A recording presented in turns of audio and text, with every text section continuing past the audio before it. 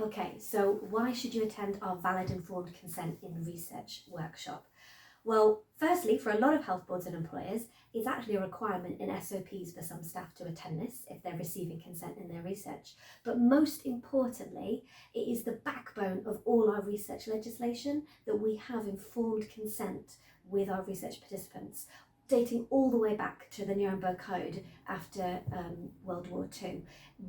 So it's really, really key that we have a solid, robust, empathic process for receiving valid informed consent from our researchers, and our valid informed consent workshop will go into detail on this. It's very, very practical. We have videos you can watch and observe, we have group discussions, we have real life examples of patients' experiences in consent, and you will gain a much greater understanding of the process from the researcher and the participant's perspective.